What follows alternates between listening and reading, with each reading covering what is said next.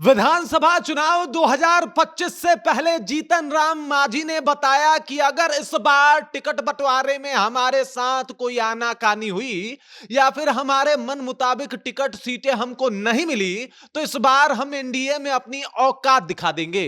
अगर औकात के हिसाब से ही टिकट बंटवारा हो रहा है तो इस बार हम बताएंगे कि मेरी क्या औकात है। वैसे तो मुझे धोखा दिया गया था, लेकिन अब हम समझा देंगे कि हम किस तरीके के नेता हैं। एकदम से बागी तेवर बागी रुख इख्तियार कर लिया है जीतन राम मांझी ने। और विधानसभा चुनाव 2025 से पहले इस तरीके का तेवर इख्तियार करना एनडीए के लिए खासा नुकसानदेह साबित हो सकता है। पूरी जानकारी क्या है, पूरी खबर क्या है, सब कुछ आपको विस्तार पूर्वक हम बताएंगे, लेकिन उससे पहले मेरा परिचय जान लीजिए। मेरा नाम है रजत और आप जनता जंक्शन देख रहे हैं। आपको बता दूं कि जीतन राम मांझी अब जो है वो बागी तेवर इख्तियार कर चुके हैं। केंद्रीय मंत्री होने के बावजूद भी इन्होंने कहा कि इनके साथ धोखाधड़ी हुई है। मतलब सीट बंटवारे में लेके काफी कुछ जो है वो देखा गया है और झारखंड में और दिल्ली में इनको इसलिए टिकट नहीं मिला क्योंकि वहां पे चुनाव लड़ने की इनकी औकात नहीं थी। ये बात खुद ही जीतन राम मांझी बता रहे हैं और कह रहे हैं कि चलिए भाई मान लेते हैं कि झारखंड में और दिल्ली में मेरा औकात नहीं था, लेकिन अब बिहार विधानसभा चुनाव आ रहा है और बिहार विधानसभा चुनाव में हम अपनी औकात दिखाएंगे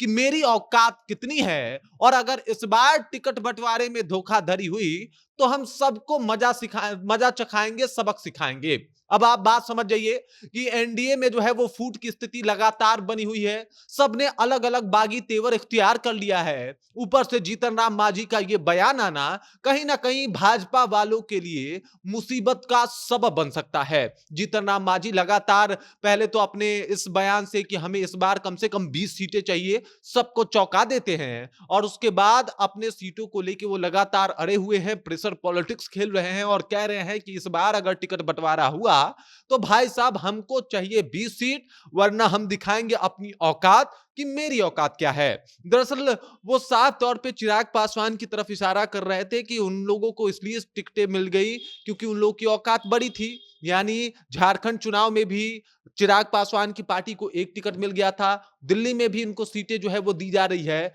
लेकिन हमारे साथ ऐसा इसलिए नहीं हुआ क्योंकि हम लोग इतने बड़े पार्टी नहीं है, ऐसा ये लोग सोचते हैं।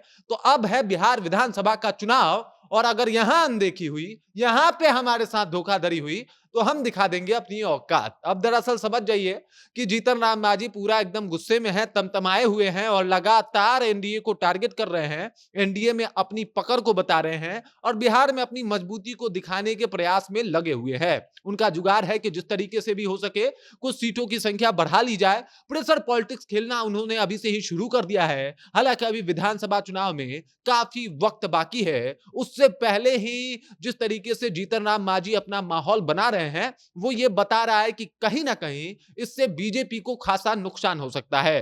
खासकर अगर दलितों की बात की जाए तो जितने भी दलित के बड़े नेता बीजेपी में हैं उन सब का मन जो है कहीं ना कहीं अलग ही चल रहा है। चिराग पासवान नीतीश कुमार के ऊपर कुछ नहीं बोलते, प्रशांत किशोर का सपोर्ट कर देते हैं। पशुपति पारस तो अब मन बना लिए हैं कि भाई साहब वो अब आरजेडी में जाएंगे क्योंकि प्रिंस राज का भी बयान आया था कि एनडीए ने हम लोग को इसलिए छोड़ दिया क्योंकि हम लोग दलित थे, इसलिए हमें कोई टिकट नहीं मिला। ये बात पशुपति पारस ने भी कहा। उसके बाद की अगर बात की जाए तो चिराग पासवान और पशुपति पारस के बाद जिस तरीके का बयान जीतन राम मांझी का आया है कि भाई साहब अब दिखाएंगे हम अपनी औकात, तो इससे भी बीजेपी को कहीं ना कहीं सबक लेने या फिर सीखने या फिर इस गलती को सुधारने की जरूरत है।